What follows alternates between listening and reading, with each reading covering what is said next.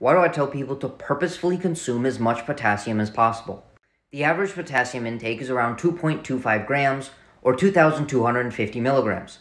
But the recommended daily potassium intake is approximately 3,500 milligrams. Conversely, the average sodium intake is approximately 3,400 milligrams. It's not that this high sodium intake is necessarily a bad thing, but it is the imbalance of sodium and potassium that has adverse consequences.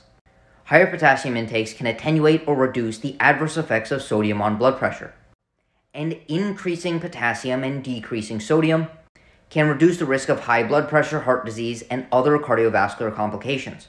But here's the problem. We have sodium receptors on our tongue, which is why adding salt can increase the palatability or pleasantness of a food.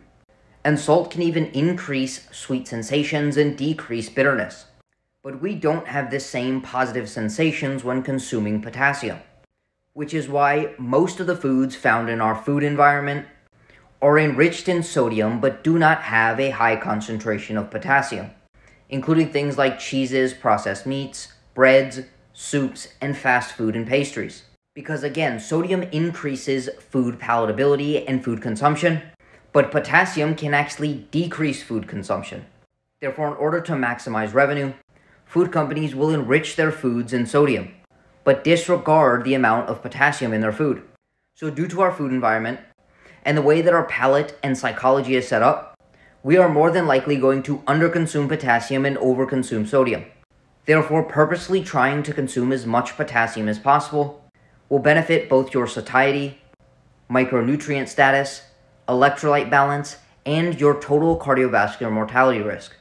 And the majority of foods that are unprocessed are high in potassium and moderate to low in sodium.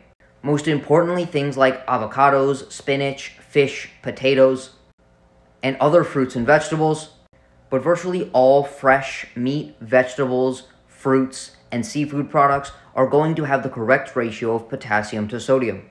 So one of the best first steps for managing blood pressure and overall improving your micronutrient status is aim to consume as much potassium as possible.